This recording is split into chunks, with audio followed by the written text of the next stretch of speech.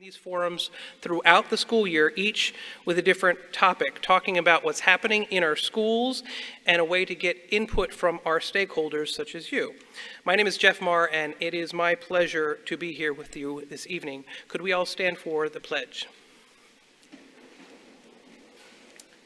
I pledge allegiance to the flag of the United States of America and to the republic for which it stands, one nation, under God, indivisible, with liberty and justice for all.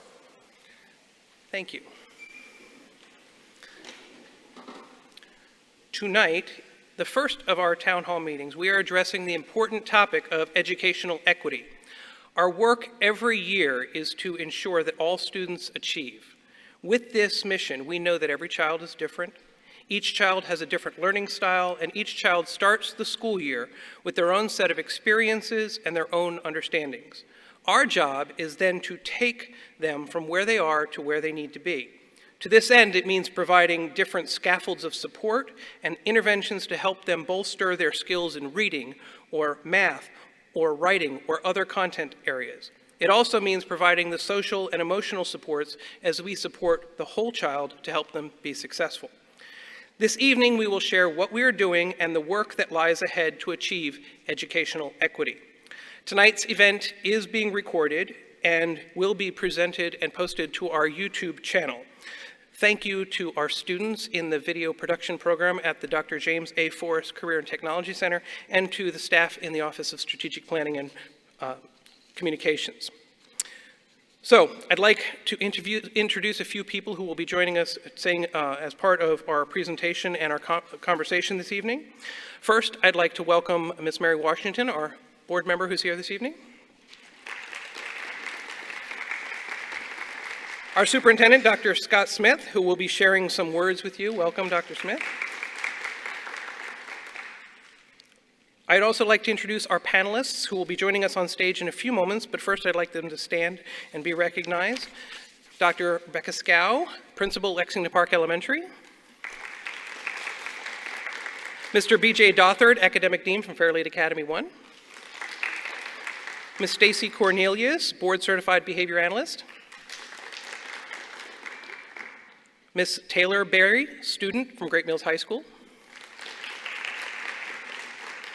Ms. Nagina Ori, student at Leonardtown High School and student member of the board. And Ms. Shelby Potts, the Assistant Director of Admissions for the College of Southern Maryland.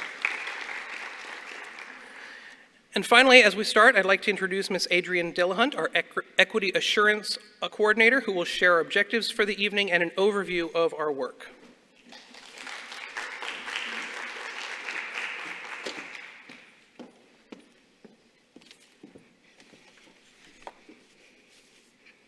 Thank you, Dr. Marr. Welcome, everyone.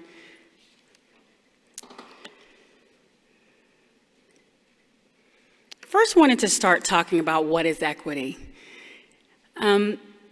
Educational equity is also referred to as equity in education, and it's a measure of achievement, fairness, and opportunity in education. Is equity and equality the same thing? Equality is about being the same, and that promotes fairness and justice by giving everyone the same thing. But it can only work if everyone starts from the same place. So in this example, equality only works if everyone is the same height. But equity is about fairness, and it's about making sure people get access to the same opportunities. Sometimes our differences in history can create barriers to participation, so we must first ensure equity before we enjoy equality. Tonight, we're going to discuss these particular objectives, making sure that we engage in our community conversation about educational equity to ensure all students have opportunities to excel.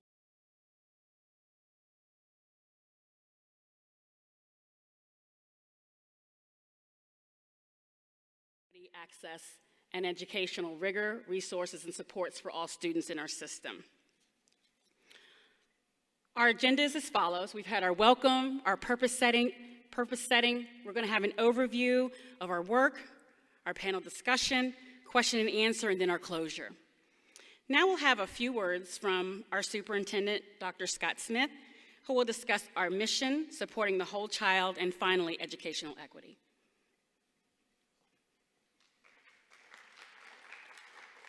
Thank you very much, Ms. Dillahunt.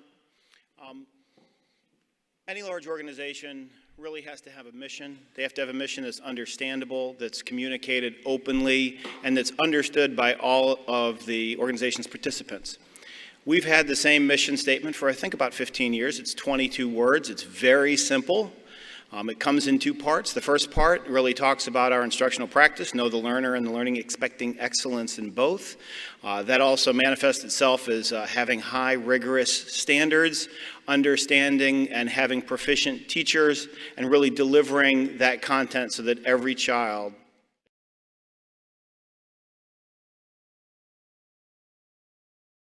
no excuses, educating all with rigor, respect, relevance, and positive relationships. And this evening, it's really where we see the bold, accept no excuses, educating all. There are so many things that get in the way. There are so many things that can be presented as barriers to all children achieving to their highest levels. We as a system have said for 15 years that we are not going to accept these excuses and that we are going to educate every single child. When we talk about educating every single child, we talk about the whole child. And the whole child says that you can't just simply educate a part of the children, you have to educate all of the children. And there are 5 component pieces to making sure that everybody is actively supported and engaged. Kids have to feel safe, they have to have support, they have to be engaged in their learning, they have to be challenged, and they have to be healthy. When we talk about safety, we've spent a lot of time in St. Mary's County over the last 3 years talking about safety. We've talked about physical and emotional safety. We've talked about what we can do to make our schools hardened, how we can control access, who comes in, who goes. We've talked about security cameras. We've talked about adding safety and security personnel. We've talked about our partnership with the St. Mary's County Sheriff's Office and having school resource officers in all of our secondary schools. We've talked about when we have an elementary overwatch program where off-duty officers adopt a school and make sure that they visit it regularly so they can be seen as a presence. Also, and as importantly, we've made sure that we have some behavioral supports as well for students when they struggle and for people when they encounter unsafe situations. When we talk about engagement, that really is how our kids fall to the work. One of the things that we've really stressed over the past several years, this is my 6th year as your superintendent, what I've been able to do each year is engage students in what they're doing, what they're excelling at, what they are interested in, and tailor the program to their needs. We have the new student member of the board with us tonight. She is going to be the leader of the Superintendent Student Leadership Advisory Council. And we have Ms. Taylor Berry, who has been with us for all of her time at high school on that committee. We have a highly trained staff. We continue to train our staff. Every single year we engage in professional development. This upcoming Friday is Fair Day, and while many of you are enjoying all of the wonderful experiences at the fair, our educational staff and our support staff will be engaged in professional development, becoming even more versed in how best to work with children. Rigorous instruction every single year. We're measured in school report cards on how our kids are doing on standardized tests. We have a great deal of data that comes out of it, our AP tests, our SAT, our PSAT scores. We have emphasized universal design for learning, which means that we make sure that all of the learning in the classroom is accessible to all learners through multimodal designs.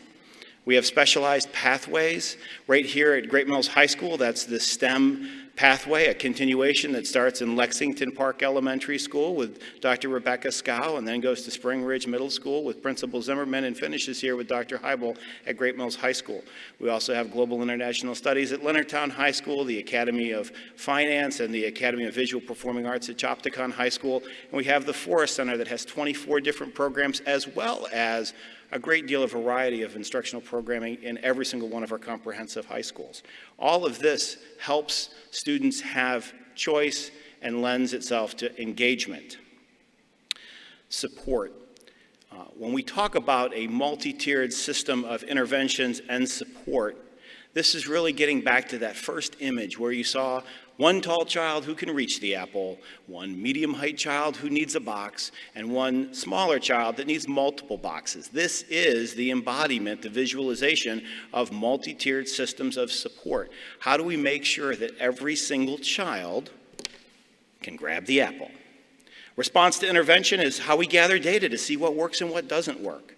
And then finally, social emotional learning. We've really talked about how we systematically work with our highly skilled educators and support staff to make sure that our kids have the best learning environment possible. And that starts with our littlest learners, Dr. Kelly Hall and Frog Street for our early childhood education program. It rolls up into conscious discipline. We've been able to find funding to provide conscious discipline training for how many of our teachers now? It's going on.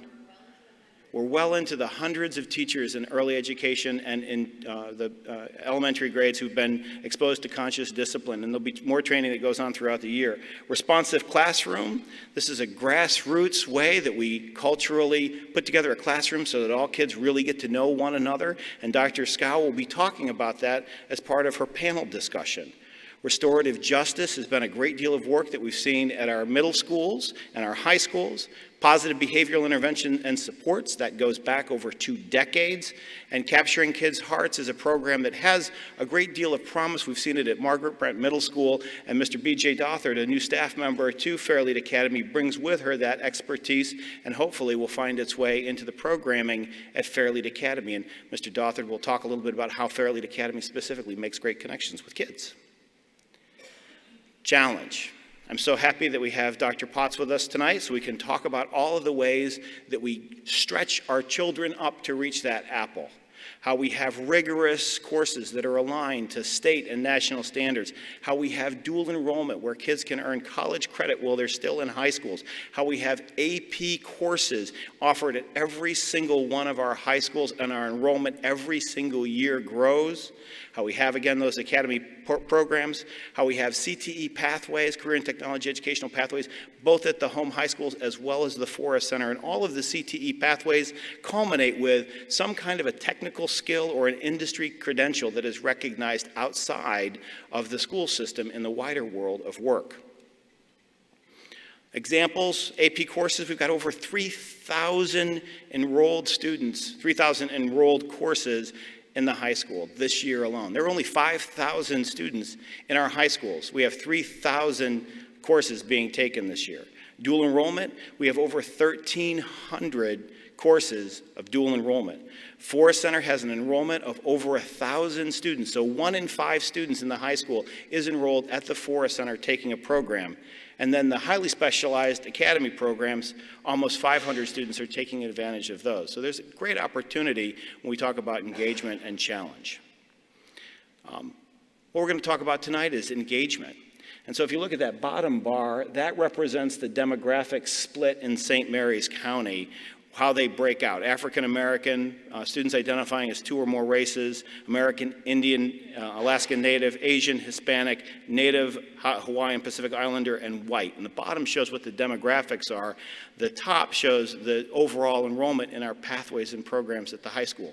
And you can see we've got some room to grow there, and that's why we're having an evening like tonight. The goal is to have every single one of our pathways and programs mirror our demographics for St. Mary's County Public Schools.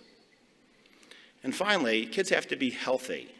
They have to have activity. They have to have nutritious food. They have to have facilities that encourage them to move about and interact.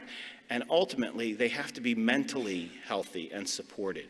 And we've done a great deal of work over the past several years. And this year in particular, we have social workers, additional staff at all of our secondary schools. We've added psychologists over the last several years. We are still woefully inadequate and need more, but we have been adding to it. We've got pupil personnel workers who go out and work with students in the community, and of course, our mainstay are very familiar school counselors who work every single day academically and socially with our children. If you want more information about all of this, you can visit our website. You can check our annual report. Our annual report, as it is put out each year, is aligned to those 5 tenets. It's not just us, and we're not just here because we think it's important. We're here because we are on a charge from Dr. Karen Salmon, the State Superintendent of Maryland, and she has a recorded message, and we'd like to listen to it now to give us kind of a little bit of a purpose for what we're doing. The Maryland State Department of Education has established educational equity as a critical priority. We want and need every public school to provide every student equitable access to the educational rigor, resources, and supports that ensure academic success. Maryland will measure equity at the school and district level. Student groups are uniquely compared to everyone else. Where gaps exist, we will highlight them and work with the school to eliminate them. Good morning, James. The new report card will look at performance by all student groups. All students must be accounted for if we are truly going to improve schools.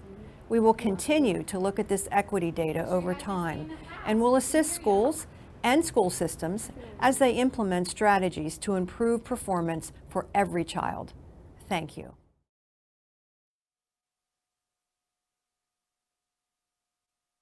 That's lovely. And did we recognize what they were engaged in, Dr. Scott? What were those? They were in a nice morning meeting, which is a major component of responsive classrooms. All right, let's see if we can go to the next. Uh-oh. There we go. So back to this same slide, and Ms. Dillahunt did a nice job of kind of explaining it.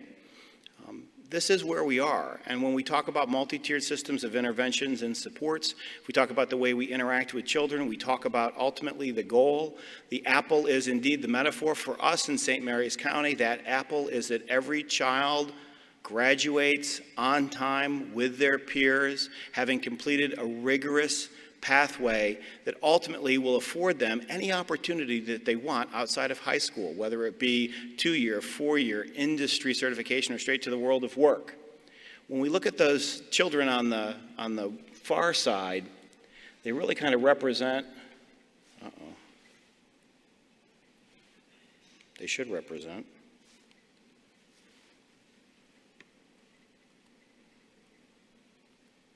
Oh, let's go back. Let's go back. It won't go back.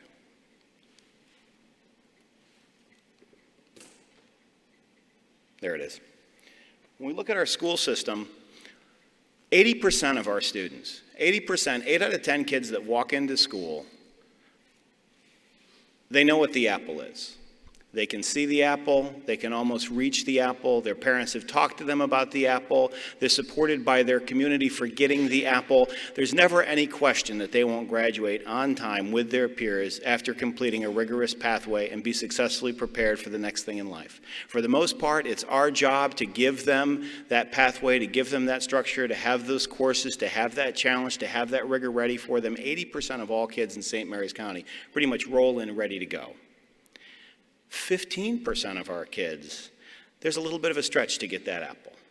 They need a little bit more support. They might need a little more time. They might need an academic intervention. They might need a behavioral support. They might need a really active mentor. They might need to be enrolled in additional programming after school. They might need to go to Fairlead Academy or some other alternative academy that has a smaller class size and more direct instruction and direct interaction. But about 15%, that means that 95% of our kids pretty much can reach the apple. And that's where our data is for St. Mary's County Public Schools. Anybody know what our on-time graduation rate is? Well, it's 94%. It's 94%. 94% of our kids enter high school and complete in 4 years or less. They're ready to go. They've met the standard. They're ready for the next phase of their life. It's the last 5% that really need the greatest interventions. They're the ones that need our absolute support. They're the ones that need an intervention stacked on an intervention, stacked on patience and time and consideration. They're the real work of every single school system, and certainly St. Mary's County Public Schools. And that's really what we're talking about tonight, is how do you serve that 5% and serve them well, while also serving that 15%, while never losing the focus on the 80%. It's a challenging bit of work. So when we talk about educational equity, we're talking about how do we get all students to the apple, and how do we do that? By making sure that they are safe, supported, engaged, challenged, and healthy every single day. We're going to have a fantastic panel, and Dr. Marr is going to bring people up, and each one of the people on the panel is going to speak specifically to a component piece of how we support our children and how we live the 5 component pieces. And then we're going to entertain questions from all of you as we talk about our educational equity policy that we're writing, and hopefully is going to go before the Board of Education later this fall. And so with that, I'm going to turn it over to Dr. Marr. Dr. Marr.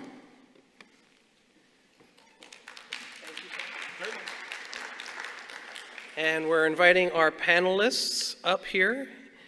And first of all, I want to thank each of them for their time this evening. They really represent some really wonderful practitioners, both in our schools as teachers and leaders, as students, and with our partners.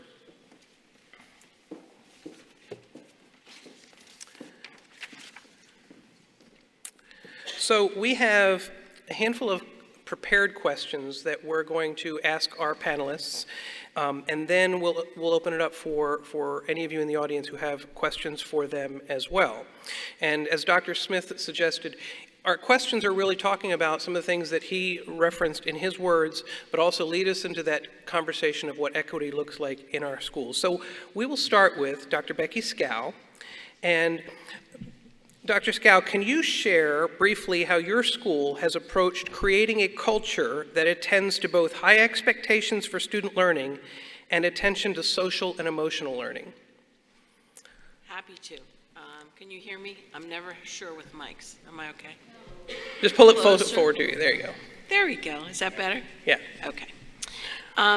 So at Lexington Park Elementary, we are a Title I school, and we take equity really seriously. I know everybody does. But one of the things that from the time that I went there, and I know in the past it was the same, we wanted to make sure that we established across the school a set of practices that were going to, in fact, give each student the support and the boxes that they needed to reach the apple. And we looked as a faculty at lots of different things. We knew it needed to be comprehensive. It needed to be school-wide. It needed to address not just school culture and student behavior, but to step into academics as well.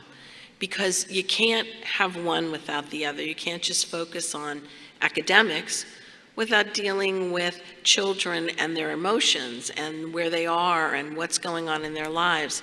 But at the same time, we are schools. And so we need to educate our kids as well as wrap around them and love them. So we investigated a lot of things, and we landed on responsive classroom. Responsive classroom is a research-based framework, a full set of practices that every teacher in our school uses every day to proactively create this environment that really allows students to flourish. And I could stand here or sit here, because I'm sitting, which, if you know me, is very hard. I'm not a good sitter. And talk for hours and show you all kinds of things. And I invite each of you to come and spend some time in our school and see the things that are going on. But really briefly, these practices include interactive modeling. If we want children to be successful, we can't trick them. We have to lead them to learn exactly what they need to do to be successful. And we do that, not just on the first day, not just in the first week, but throughout the school. We model everything that they need to know how to do.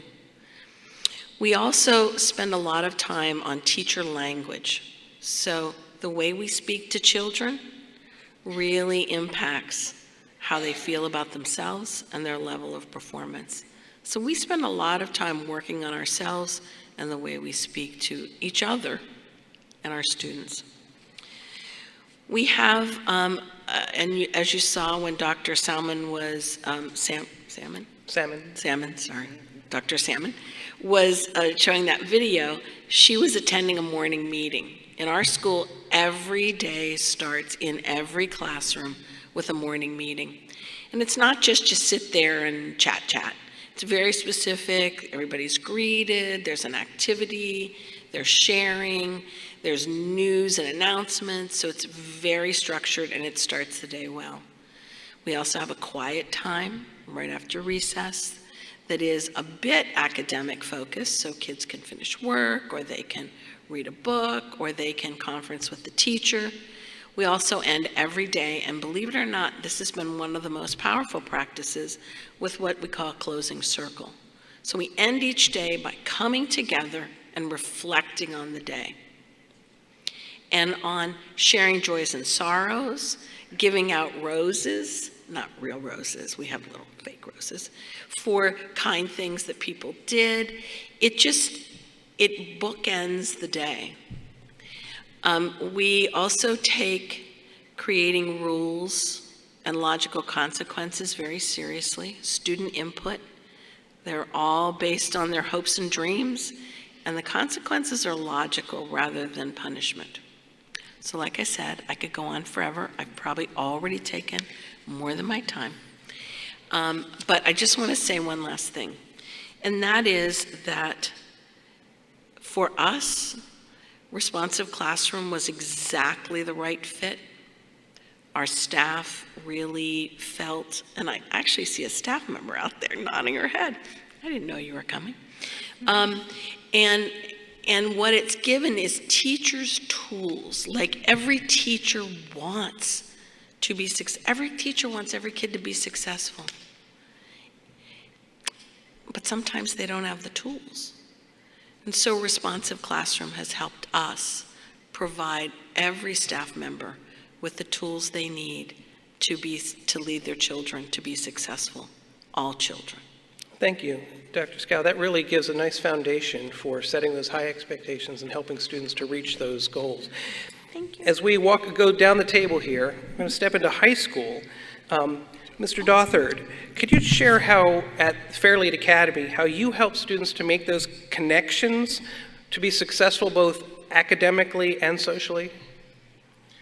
Sure. We do a lot of the same things that Dr. Scott does at Lexington Park Elementary School, and we feel that it's important that every student understands what they personally will gain from having an education. I think we're too close. There you go. Good job. You want me to move and then you can get closer? We're good. So in looking at and making sure that every student makes a connection to education, we feel that it was very important that they can do that, and we have to get to know them. We have to understand them in order to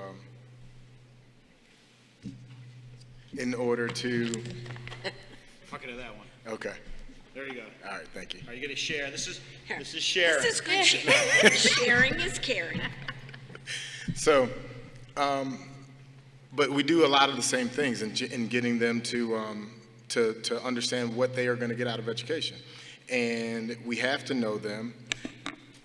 In many cases, we're trying to get students to believe in something that they haven't seen work. So they've seen it work, but they may not have personally experienced it in their lifetime. So it's important that we get the buy-in. So we do morning meetings, and it's different from the morning meetings that we saw in the video, but we do get kids in to help build a community within our school building. And we start the week and end the week, and we bring all the students together. We start out, there's a song playing, we get kids in, they come in, they sit down, then we get them back up, and they move around and have to greet each other, formally greet each other, handshake, fist bump, or high five. If they don't know that person, they have to introduce themselves to that person. And we move around and we talk about different things that we may need to address, that we feel to address. We talk about the importance of networking. We talk about the importance of just understanding and caring for people. So we talk about a lot of things that we feel are going to create successful and productive members of our community.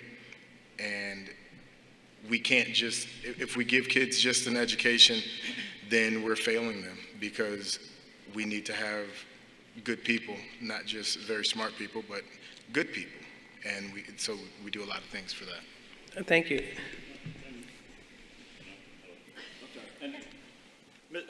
Mr. Dothert, there are two other things that I think are worth emphasizing when we talk about Fairlead Academy. First of all, the students at Fairlead Academy attend the academy during the day, but then at the conclusion of the day, they go back to their home high school where they may very well participate in a club activity or sport, correct?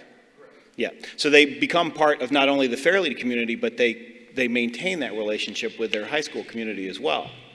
Correct. So, and Fairlead Academy, and I guess I should probably explain a little more about Fairlead Academy. Fairlead Academy we are designed to target students that may have been targeted for a dropout, as a potential dropout in high school, based on their grades in middle school, based on some behaviors, some attendance. However, being the only administrator in the building, certain behaviors we can't handle there. We don't have the manpower to handle.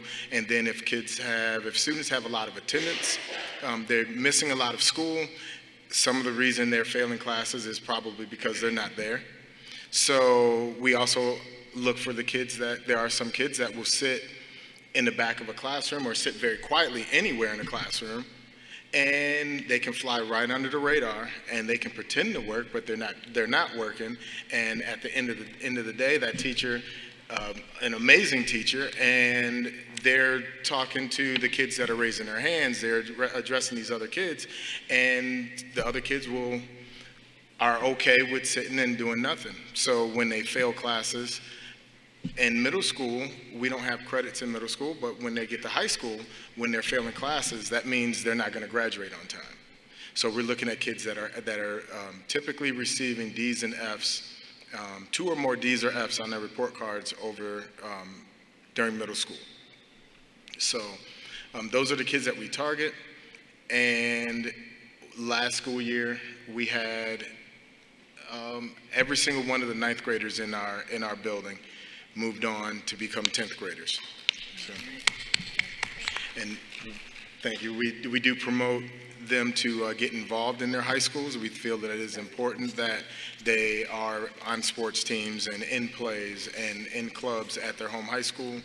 So we do push that very strongly, that they participate in their school sports. And Fairlead 1 leads to Fairlead 2, and Fairlead 2 had a graduation rate last year of 94% as well. It either matches or beats usually the system graduation rate, on time, 4-year graduation rate. The last is that I really have to applaud the work of Mr. Dothert and his predecessors as well. They make sure that they show these kids in 9th grade, they show them the apple. They get them out of the county. They do an overnight at the end of the year. They do an overnight at St. Mary's College so they can actually experience life in a college campus. They can see what it's like to spend the night in a dorm. They really allow kids that perhaps had never, ever thought of the apple, never really thought of what they were going to do after high school, and you show them an opportunity to see higher ed as well as other really informative trips. So that's very nice. Thank you. So I'm going to go down to middle school here with Miss Cornelius from Springbridge Middle School. In your work, how do you work with both staff and students to respond to their social, emotional, behavioral needs so that they can stay on the right track? Can you hear me? Good. Awesome. So in my work, we operate from a place that focuses on the whole child through a restorative lens. So very similar along the lines, restorative practices is from restorative justice. And it has been embedded in schools across the world at this point. And Maryland, PBIS Maryland has embedded it under the umbrella of multi-tiered systems of supports, so with PBIS and with RTI. So it is another component, and it's a philosophy. So it's not a program, but the philosophy is based on 2 components, and that is building community and building relationships, as well as repairing harm when there is a conflict. When and if conflict arises, how do we repair the harm that has been done to that relationship? So it's really moving from zero tolerance policies that we know do not work, from the punitive punishment-based discipline to a restorative-based discipline. So what that can look like in the school, it's based on so there's some components of restorative practices, and we've been teaching the staff and doing many, many trainings. And so we have to understand the theories, and there's 3 theories, and those are social discipline window, and fair process, which when we're talking about equity, that fair process definitely comes into play, and then also the compass of shame. So when we understand shame and what we do when we have shame and it's internal, and we understand how we react to that, and we can understand our students and ourselves. So there's a lot of self-reflection. We have to understand what our triggers are as well as adults when we're interacting and teaching our youth. So those are the 3 theories. And then there's also the restorative practices continuum.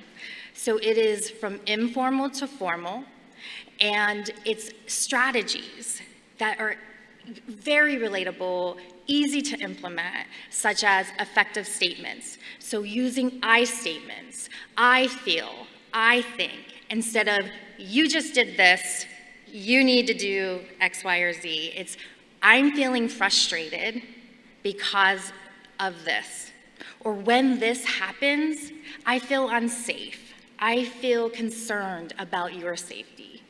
So it's really that language, as Dr. Scout also talked about, language and culture, and understanding how we talk with, and using with, not to, not at, with students and with each other. And when we're modeling that language and that understanding and setting our values and guidelines and as in being empathetic in our language and in our culture, knowing everybody's name and learning to say names correctly, all of those are those very small connections that we're making with our students that can transform a culture in a school. And so we utilize, part of the informal to formal, so effective statements, effective questions, and then it goes to restorative impromptu conversations, and there are a set of questions that we would talk to a student, and this is how we would interact. So we train our teachers to step outside the classroom to address a student if a student's engaging in a behavior that they need to address. So we're not calling them out in front of other people, we are asking them to step outside, and we have a restorative impromptu conversation that would start with, what's happening? So not why did you do this? So why is missing from all of our questions that we engage in with that conversation. So it's what's happening, what were you thinking, or how were you feeling when this was happening? And then what do we need to do to fix this so we can go back into the classroom, and what agreements can we make so it doesn't happen again? So it's those relationships, those connections, Yes. the engagement to keep kids engaged in the entire educational practice. So if they do sort of fall out of their way, we can help them to get back where they need to be. Absolutely. So when, as we look at, as students move forward, Dr. Smith showed earlier that we have over 1,300 students that are enrolled in programs that could lead to dual enrollment. So Ms. Potts, can you share your role and how you work with students and families to access these opportunities for their first college experience? Yes, I can. Can everybody hear me? No. It's on. Just pull it a little It's on? closer. There you go. How about now? A little better? Okay, yes. So yes, we partner with the school system to provide dual enrollment opportunities for the students. Dual enrollment is where a student can get college credit at the same time that they're getting high school credit. And we do this in a multiple different ways. The first way a student can do that is actually coming to the college campus and taking classes on our campus. So the student is taking courses with all of our other college students. We treat the student the same as all the rest of the other college students. They have the same expectations about turning in assignments on time, attending class on time, and speaking for themselves with the instructor if they are having any kind of issues. So dual enrollment on our campus. The second is what we call dual in school, where there are several courses within each of the buildings in the county that students can earn college credit for. So a dual math class, a dual English class, digital media production, and several others that we have here in the school that we award college credit for. And then an expanding program that we have just expanded this year, it's in Great Mills High School as well as Chopticon High School, is our Access CSM program. And that is a dual enrollment program. The students are taught by college faculty, however, they stay at their home high school. And we use distance learning technologies to beam the teacher into the classrooms. And it is a college classroom in that setting. So same expectations as a college student. They have to turn their homework in. They have to log into their My Learning account, follow along, take online quizzes, do all of those things that all of a regular college student would do with our teachers. So my role and my team's role is to assist in helping the students start out. What is the best class to take right now? What are your educational goals? Where do you want to go to college? Do you want to start at the College of Southern Maryland, or do you want to transfer right after you graduate from high school to a four-year college? And we try to match the right course towards that educational goal.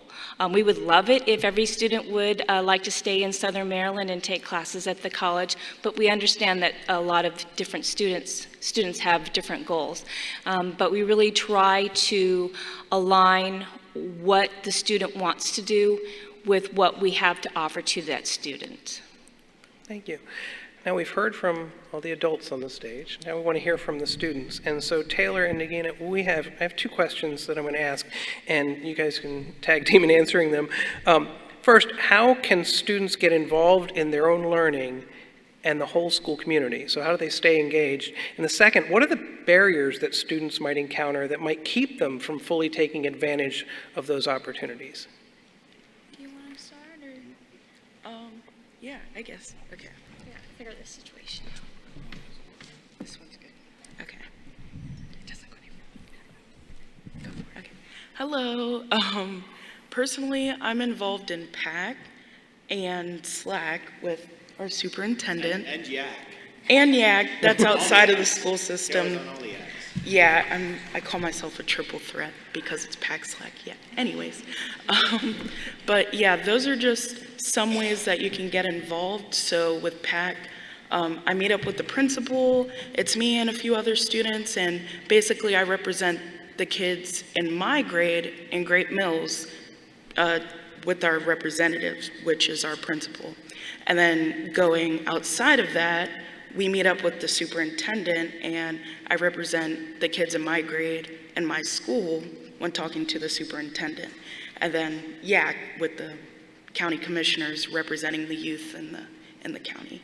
But yeah, there are so many ways that kids my age can get involved, especially with one lunch, which is where we have an hour of lunch, and kids can move about, not freely within the school, but you can go get help from teachers if you need help with schoolwork. And then on top of that, if you want to have a club, then it can be whatever you want. So there's a movie needs club because somebody likes watching movies and cooking meat. You just have to have a certain interest, I guess you could say, and then run with it, because everybody in the school system really wants you to pursue what you like. And yeah, it's so easy to get involved. And there are so many clubs that you can join in, especially during the school day and then outside of the school day. And yeah, kind of rambling, but I'm just trying to say that there are so many ways that you can get involved. There are so many opportunities, and yeah. So more about One Lunch a little bit. So it started about, I want to say 3 or 4 years ago. Oh, no, can't. You're gonna have to talk really loudly. Okay, so are we good now? Okay, so One Lunch started about 3 to 4 years ago, and that is where students get a full 60 minutes to eat lunch, go talk to teachers, be in clubs, and so this took away extra time that kids had to, they had their full 6-hour school day, and then they were oftentimes going to clubs, and that was limiting their ability to actually attend those meetings. So they started One Lunch, and kids could go to the meetings, they could be proactive. And so one of the barriers that I've seen especially is self-doubt. So students can oftentimes doubt their ability, and they think that they need to be pre-qualified to be in a certain club or to do something specific. But in reality, the school opportunities are made for everyone and anyone.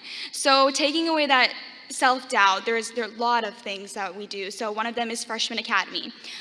So freshmen are timid. They come into high school thinking that they're not going to fit in or have whatever fears. Oops, sorry.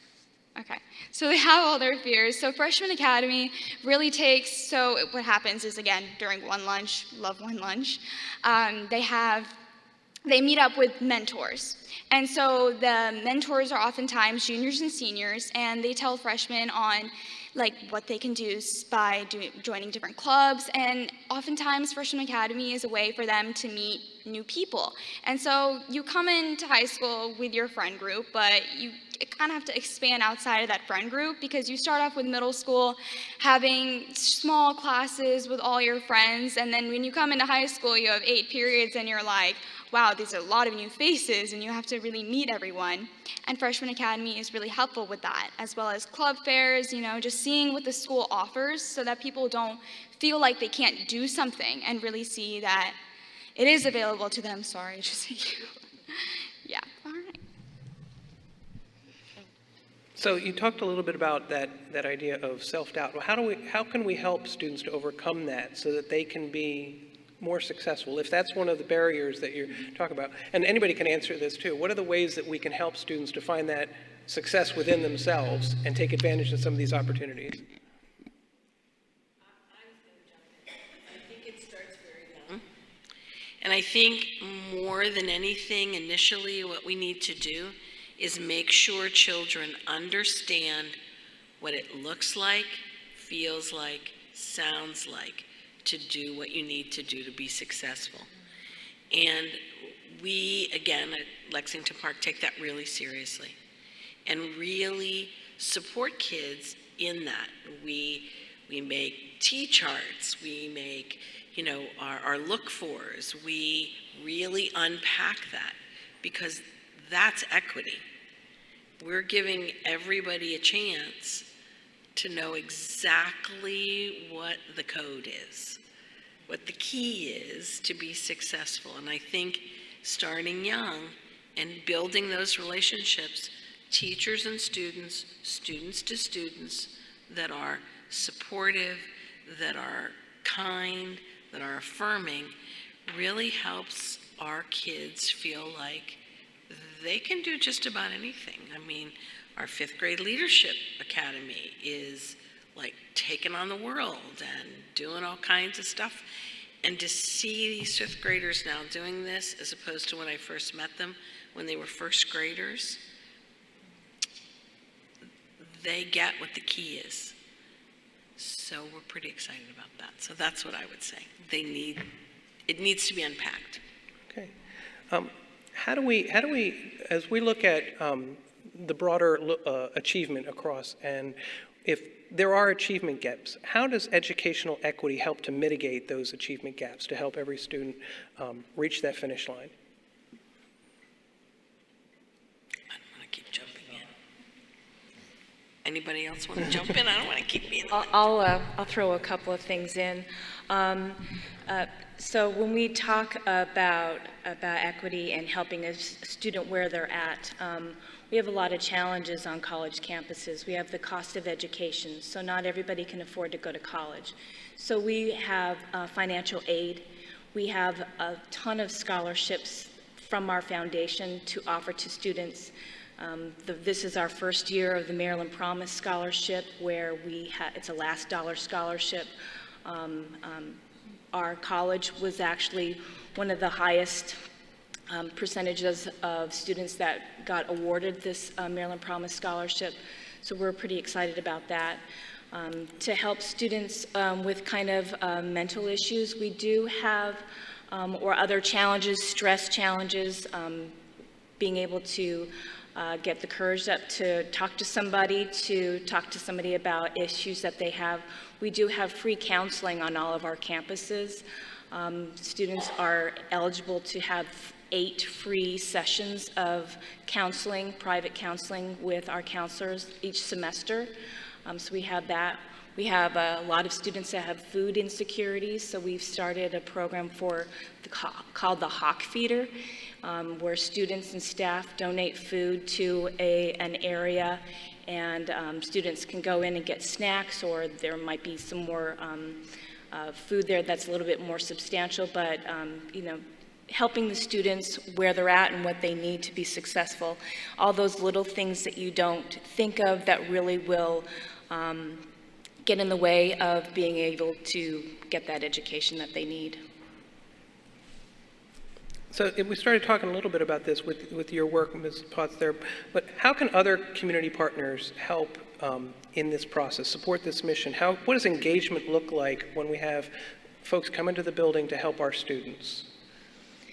So, and maybe I don't know if others want to talk about that too. Yeah. When you have other people come into your buildings? Yeah, like what does engagement look like for our partners to come into our schools and work with our students to help them to be successful? Well, I'll just echo what we did for the Access CSM. Our faculty members will come in. We had an issue with the very first day. The internet wasn't working, but our faculty member came on the Friday to make sure that the students that didn't get to participate in the first lecture, he came on his own time on a Friday to make sure that the students had any questions, if there were any issues that they were having with logging into their account, getting signed up for the electronic book. Doing that, we have free tutoring, so all of the students that are dual enrolled students have access to free tutoring. They can come on our campus and access the free tutoring, but we also have a subscription for 24/7 free tutoring online, so students can access the online tutoring at 2 o'clock in the morning. I don't know why, but 2 o'clock in the morning when they're up doing their homework, they can access our free tutoring online.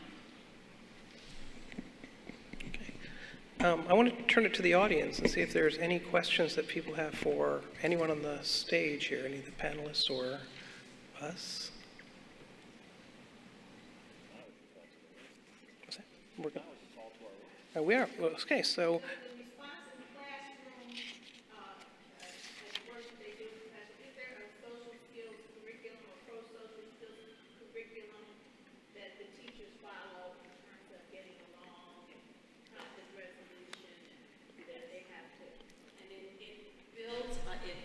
It's the foundation of restorative practices, so it very specifically follows a path to teaching how do we speak to each other. That all starts in the morning meeting.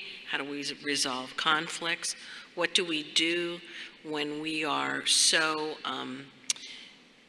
kind of tied up in knots? How do we come down? We actually have also brought in the conscious discipline practices.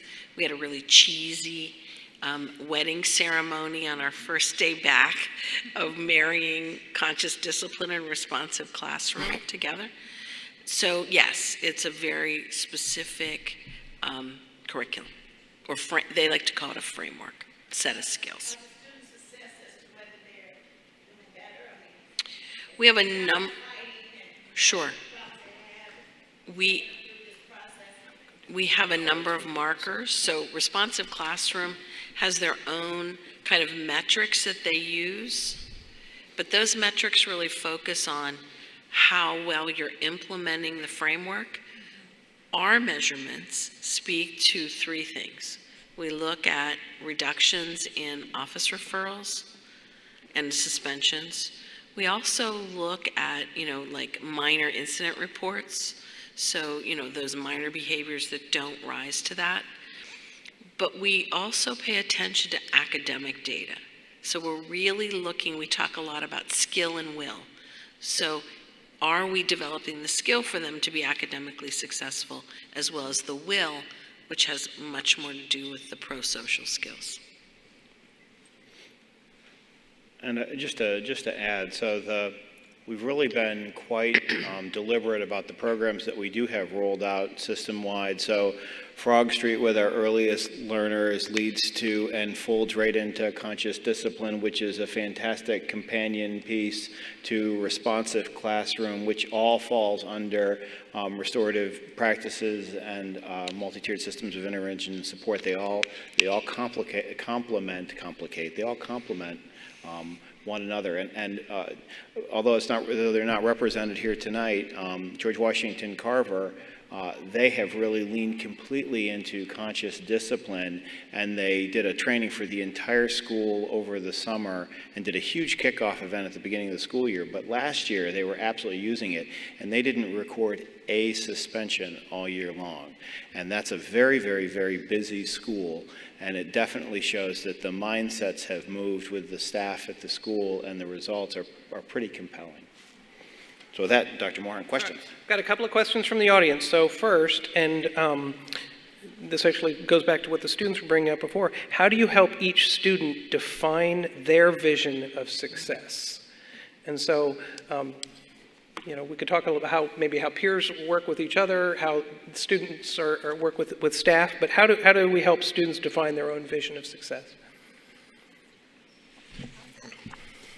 One of the ways at Fairlead Academy we help students define success is, one, showing them different ways. We spend a lot of time talking to students about things that we've failed at, things that we've tried, so that they understand, one, to get them to, like she talked about, self-doubt. And understanding that they have to attempt, they have to try, we have to learn from that. And then we also spend a lot of time we go to different businesses in the community. We visit different colleges in the area so that they can see, so they can have an idea of where they want to be, so that they can set goals. We spend a lot of time setting goals and milestones to reach those goals. So, and having a plan, so it's for them to see success and know what success is for them means they have to have a plan and know where they want to go, because I can go and achieve what I want and be successful, but if Ms. Cornelius goes and doesn't achieve what I want, she can still be successful. So it's not one way of success. So oftentimes at the end of the year, especially in 9th and 10th grade, students meet with their counselors. And so during that time, counselors and the student talk about what they're planning on doing after high school. And so they can start setting their schedule to kind of mirror what they want to do after high school. And along with that, there's college and career centers. And there they can talk to and see what different colleges look like. A lot of time there's different college visits, so representatives from different colleges come in, and during one lunch, kids can talk to them, ask questions, as well as we have field trips going to the college fair. So actually yesterday, there was a college fair at the Hollywood Fire Department. And so during the school day, there were buses taking students that signed up for the field trip to the college fairs to, again, get a better look at what they maybe want to do after high school. Yeah. So, day to day, Speak loud, Taylor. You have that voice. I'm sorry. Oh, okay, I hear it now. Okay, so day to day within our classrooms, like at the end of the year, we have a big project, a big goal, something that we're working towards throughout the year. So for example, in my STEM career, it would be my capstone project.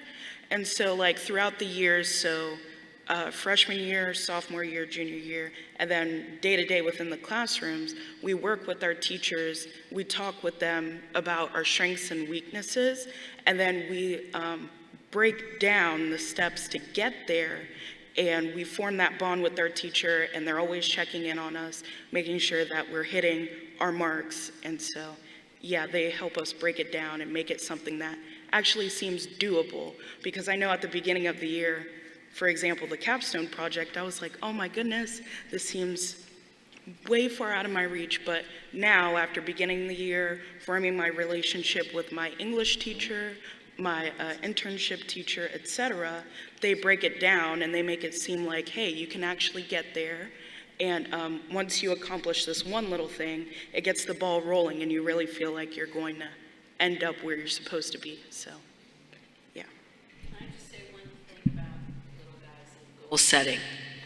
So at Lexington Park, every quarter, our students, kindergarten through 5th grade, set goals. They set both academic goals and behavior goals. Our 3rd through 5th graders have what they call their assessment binders. And so they track their performance on county assessments, major classroom assessments, but we also take our behavior goals seriously. And we don't call them behavior goals. We call them our interpersonal goals, depending on what they're working on, or our friendship goals. So they have to have a social emotional goal as well as the academic goal. And it's kind of amazing to see that 5-year-olds can set those goals and monitor them as well as 10-year-olds. So we're trying to set the stage for all you guys to make sure that when they come to you, they're not going, goals? What are you talking about? And just to build on that as well, so last year was the first year that we had Naviance in all of our high schools, which is it's a multi-year comprehensive program where at the very simplest, it's a digital repository of transcript information that can be sent out to any college. But we're actually starting Naviance all the way down in 6th grade with some really great career exploration tools so they can really kind of understand what their likes and dislikes are, so they can start to build that long-term plan and consider some of the things that they might want to do after they finish high school with us. And that will build 6th, 7th, 8th, 9th, 10th, 11th, and 12th grade. I'm assuming that both of you have at least been exposed to Naviance, and you have a log on, and you know that that's where your transcripts are. It just started last year, so this is just the 2nd year. But we think that that's going to be a really fantastic tool to help kids kind of see where they can be. And it's fantastic that we're implementing it all the way 6 through 12. One thing too, Naviance, at Fairlead Academy, we did this last year, and we'll continue to do it. But once they do that skills inventory, and they'll get a list of different jobs that might fit. So my counselor and I, we go around and we speak with the kids. We meet with them to talk about those jobs. We also make sure we go over a lot of the questions with them, because sometimes, the question may say, do you like working outside? And they'll say, no, I don't like working outside. But then you say, do you like working on boats? Do you like cutting grass and things like that? And they're like, yeah, I like those. So then you obviously like working outside. So in doing that, we'll go through some of the jobs. But after we go through those jobs with them, we talk about the programs that are at the tech center. We also use that list to decide which students go visit which companies in the area. We visited J.F. Taylor. We visited the Blades Hair School. So we visited other companies in our area. So that's how we also use that Naviance to decide which students go. So and there are also kids that after reading that list, they're like, oh, I never even thought about that job. So it does plant more seeds for success for them. Great. Well, thank you. I want to thank our panel. If we can give them a round of applause real quick. And you all can step down if you'd like. We're going to go, just so we could honor the time that we had scheduled for this evening, we want to move to the next part of our agenda. I do have a couple of other questions that I'm going to hold them at the end, where we have another part for Q&A as we wrap up, and we'll ask these questions at that time as well as any others that people have. So with that, Ms. Dillahunt.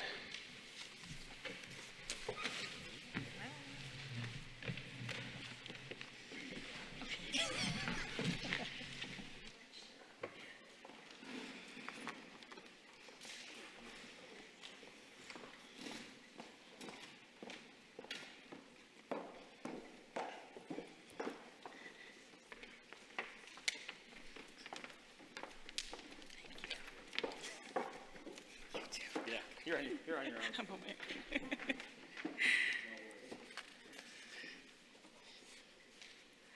All right, and so at this time, I wanted to just kind of go over with you the equity policy and the work of constructing the policy thus far. And so I want to do a little bit of history. The Equity Task Force was created in May of 2019 to address educational equity in our school system. And so it's comprised of school system and community organizational leaders. And we came together to discuss our values and our priorities and asked ourselves, 10 years from now, what should an equitable school system look like? And from that point, we kind of looked at our core principles based on that answer and how they would connect and relate to our school system and our school system's mission. So that discussion led to the beginnings of a draft policy that we are currently developing and need your input on as we move forward through the important process. So our task force is divided into 3 subcommittees. And those subcommittees are developing strategic actions and recommendations for regulation to align with the policy. The policy subcommittee is developing a core statement aligned with the county public school system mission and vision, along with principles of our school system and community. Our partnership subcommittee is linking resources and community efforts with the common goal of educational equity. And our practice subcommittee is putting into practice those efforts that support equity, including academic supports, professional learning, and accountability.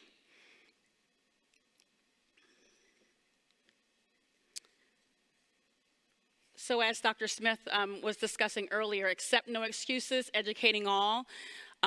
In rolling out and talking about our educational equity policy, the state of Maryland, there was a new code of Maryland regulations called the Educational Equity Policy 13A-0106, and it was established as a priority for the Maryland State Department of Education and all local school systems, with the goal of providing educational equity to all students.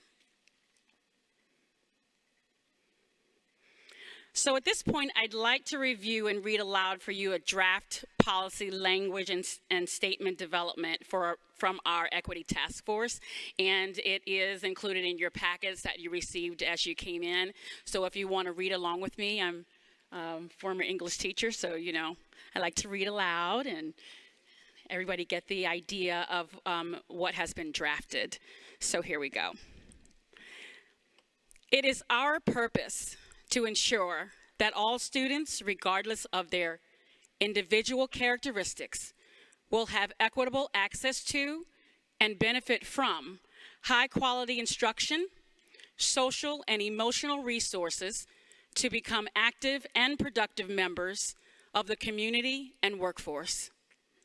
Disparities and discrimination will not be tolerated and are directly at odds with this belief that all students can and will achieve. Therefore, our priority is to ensure that achievement is raised for all St. Mary's County Public School students while addressing implicit bias and eliminating the achievement and opportunity gaps for all students. In order to achieve this purpose, the St. Mary's County Board of Education will invest in our students, staff, families, and communities by means of equitable strategies that are intentional, systematic, sustained, collaborative, inclusive, and focused on high-quality teaching and learning. The success of these strategies requires purposeful monitoring and evaluation. An equity lens will be applied to review policies, regulations, and procedures. An equity lens will also be applied to resources, programs, practices, decision-making, and/or actions that will impact our students. The board and all staff will work together to build mutually valued relationships with our students, families, and communities. The goal is to ensure that each student is prepared to become a lifelong learner and an active, productive member of the community and workforce.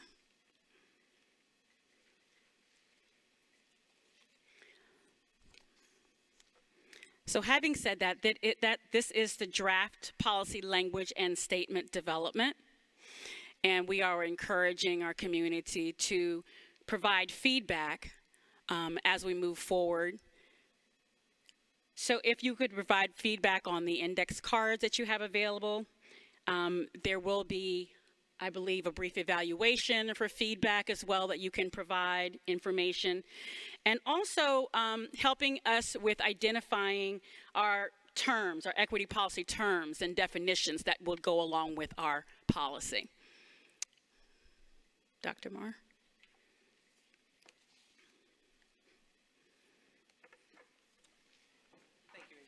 So if you want to take a minute to read through the policy statement, and we really want to hear your thoughts on what the group has drafted so far. This has been work that's been going on for several months, but it's not complete until we've heard from our community. If you want to take a moment to write it on the blue cards, we'll collect those blue cards. We'll give those directly to the Education Task Force, where they can review what you've had before it goes to the board as recommendations. Or if it's easier for you to write directly on the policy statement that's written there, you can do that, and we can collect that and give that to them as well. So I want to give you a minute to do that, and then we'll close things off in a moment and have some questions and answers at that time too. Wow, that's really loud. Just to go back, the state of Maryland repealed December of 2018, they repealed education as multicultural, and they enacted, or at least they put out for discussion, this 13106 educational equity. It then kind of fell into this limbo where it didn't come back before or out for public comment for a couple of months, January, February, I think March they reintroduced it. And then they had input, they presented it again in June.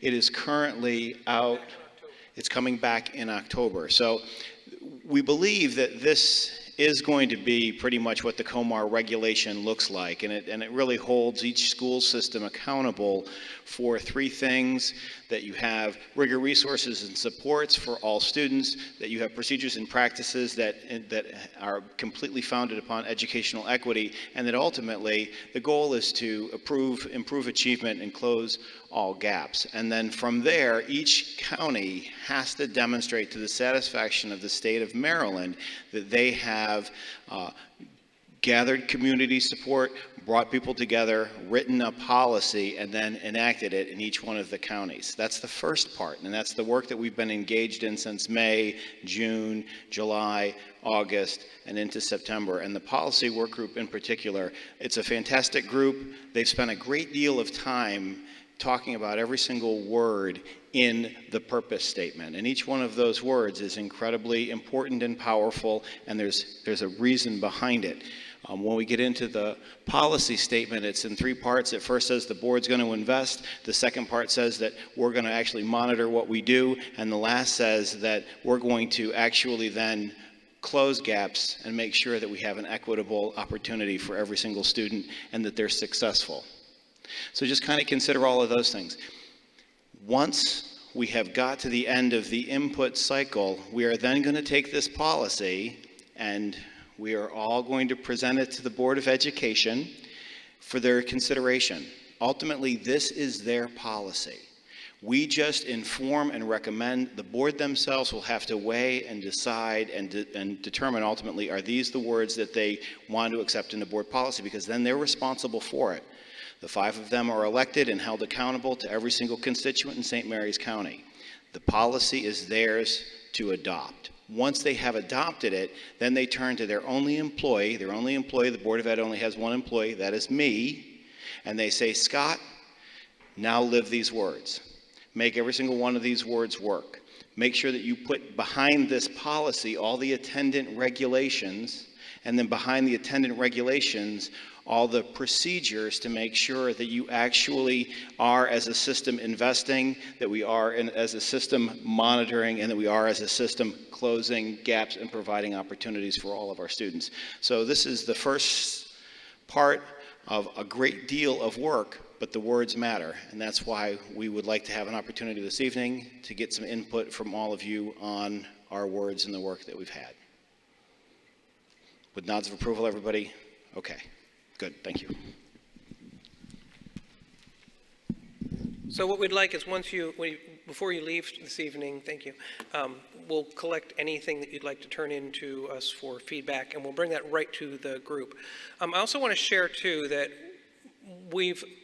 much of the work we've talked about comes down to how we operate every day. And how we operate every day is put into a comprehensive strategic plan, our master plan that works, that guides our work throughout the year. And this year we're looking at 3 specific areas that really address our work. First is early literacy, and I think Dr. Scow touched on that very nicely earlier. How do we get students reading on grade level early? How do we get students where they need to be so that they can be successful as they start with us?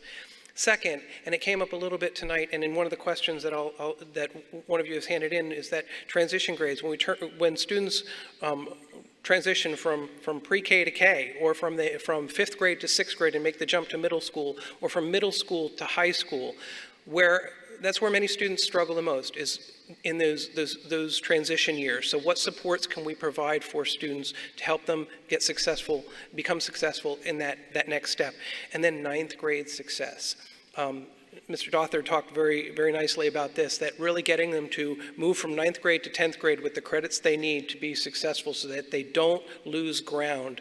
That is very important. And so this is what we're looking at for our strategic plan and focus areas as we move forward. So with that, we've done a lot of talking. If there are questions or comments or thoughts from the audience, I want to bring up, and maybe Dr. Smith, if you want to join me up here for any questions too. There were a couple of questions that were brought up earlier, and the first one goes right to that piece about really those 9th grade successes. Someone asked, has thought been given to providing life skills or financial literacy training to 9th and 10th graders to help them be successful beyond our time with them? And I think that Ms. Ori referenced that. Each one of the high schools has some version of student-to-student or peer-to-peer, or I'm not sure, what does Great Mills, what do they call it in Great Mills? Maybe it's student-to-student? I don't know. S2S. It's some version of upperclassmen then mentoring and partnering with incoming freshmen to help them set goals, to help them see what the successes are, to, as Nagina referenced, to help them with that self-doubt, that doubt that we all have when we enter into a new place and we're not really sure. Somebody who can help them navigate, somebody that can help them overcome barriers that they see before them, somebody who can ultimately, if they see students struggling, reach out to an adult on staff to help them get the assistance that they may need. And each one of the schools has a specific training set aside for the student-to-student and the peer mentors who go in and then work with the individual students. Okay. And the next one asks, could you speak to how equity is used when dealing with students who have had behavior issues or have been suspended? That is, of course, one of our greatest challenges. And as What is particularly effective in our earliest grades, in our early childhood education and our kindergartens and our K through 5s, this focus on fairness, on making restoration, something you did that was inappropriate, but how do you make amends? How do you then have that thing happen, acknowledge that it happened, understand why it happened, and then do what you can to make it right? I think we're doing a really good job in elementary. I think we're desperately working on it in middle school, and Dr. Denny is here, and I know that she does a great deal of work with her students on this particular concept. I think in the high school, it becomes a deeper challenge because in high school, misbehavior becomes a threat to safety, perhaps. So while you can use a great many tools when you're dealing with a very small child, when you get to a much older child and you have a fairly dire consequence where a bad decision has resulted in somebody being injured, you have to step back and really take a look at it. And that's going to be one of the things that, as the committee works on the equity policy, when we get into practices, when we get into how we actually operationalize this in a school, what do we do? What do we do with students? Because the one thing that we do know is that our students are our students. There's no such, so somebody said, oh my God, I got expelled. Nobody ever got expelled from St. Mary's County Public Schools. I'm not allowed to do that. I am responsible, we are responsible. St. Mary's County Public Schools is responsible for educating every student to the age of 18, and if you have an IEP, to the age of 21, regardless of what you do. Now, they may not have a traditional educational plan. They may not be attending a comprehensive high school. They may have an alternative plan that puts them in an evening high school or a distance program or a high roads program. But we are responsible for educating every single student. Even if you commit so grievous a criminal act that it then gets you incarcerated, we're still responsible for educating you while you are incarcerated. So you can't get expelled. And ultimately, it's our goal to make sure that we keep every child engaged and we keep them in the most productive educational environment. But that is going to be one of the work of the equity policy because it has to work for the 80%, for the 15%, and the 5%. You can't so focus on the 5 that you forget the 80. You can't so focus on the 15 that you forget the 5. We have to focus on all of our children. And that really is one of the most challenging pieces of work that we do. That's why, who had the most important words here on stage? Probably those two ladies right there. Ultimately, the problem's not going to be solved by a 53-year-old kind of pudgy white guy coming in and telling you how to fix things. It's going to hopefully be that a 53-year-old pudgy white guy is going to really listen to kids, and they're going to tell us what works best for them. And the one thing that we do see with our littlest learners and our ones that are getting ready to exit is if you can really engage them in a meaningful conversation and you can really talk to them, they really will tell you. They understand what's fair. They understand if they've done something wrong, for the most part, if you really walk them through it, they'll understand the consequence. The biggest thing is if you can give them a path to get back, to recover, that's going to be the most successful situation that you can have. Do we have any other questions? Sure.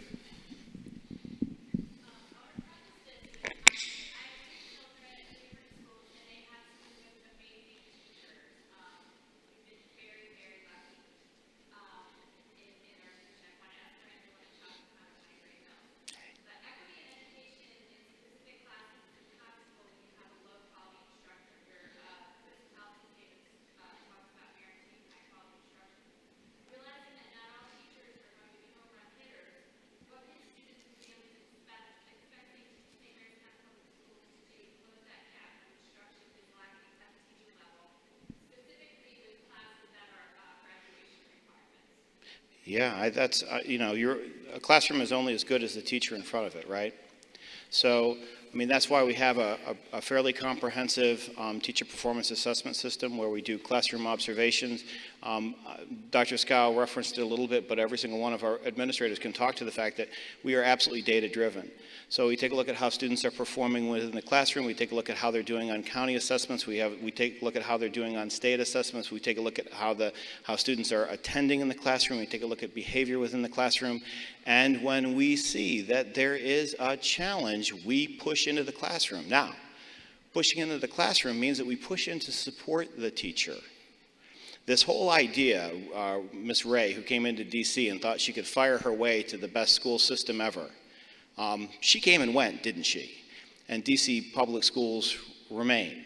You can't fire your way to a better school system. What you can do is you can bring everybody along. You can get in and you recognize that just as much as you're going to invest in a student, you're also going to invest in a teacher. The earlier you get in, the earlier that you intervene, the earlier that you support, the more successful that they will be. As an example, this year we hired over 120 some new teachers. Some of them are exceptional veteran teachers who are coming to us with decades plus of experience. Some are brand new teachers full of hope and promise, and all of them are going to need support. Either a little or a lot, they're all going to need support. So we meet with them. We met with them for several days over the summer. We met with them just a couple of weeks ago. We meet with them every single month. There's a whole support network around them. I've gone out and visited all of their classrooms. We're going to be there. We're going to be looking at the data. We're going to be talking about what successes they have, and we're going to be sharing what's working for them and what's not. It's all about investing in teachers. I know, and Dr. Scow kind of referenced it, all teachers want is for the students to be successful in their classroom. I really have never encountered a teacher who was heart set against punishing kids and not having them be successful. Perhaps you have, and I hope that you would have brought that to the attention of an administrator so they could walk in so we could work on, what's going on in that teacher's life and in that classroom and with your child so that you walk away with that perception, because that hasn't been my experience. We've got some incredible teachers, and quite frankly, Taylor's shaking her head yes. So I'm going to go with Taylor. So thank you very much. Okay, thank you. Well, we're at our time. However, if you do have other questions, please give it to us. We will stick around in the audience as long as people need to ask us questions. We are going to be posting this video of tonight, so if you want to go back and hear some of the words again, it'll be on our YouTube channel in the next couple of days. Thank you all for being here. There's a feedback form that was in your packet, or you can go online to that tiny URL and fill that out on your phone before you leave. And our next one will be October 15th. Focus on that one will be a drug awareness and prevention tied in with Red Ribbon Week that same time of year, and that one will be at the Forest Center. And probably not with people on stage. We'll make it a little more intimate. But I will say, so for the policy itself, this committee is going to, the feedback today is going to go back to the committee. The committee is going to meet with the larger committee. We're going to finalize everything. We're going to go before the board. The board is going to have a public conversation and consider it. And then after that, it will go out for public comment for a period of 2 weeks. So there's multiple opportunities for people to give input before anything is finalized. And we encourage you, if there's something that really sparked you tonight and you want to share it with other people and have them give input, please do so. Thank you very much. And have a wonderful night.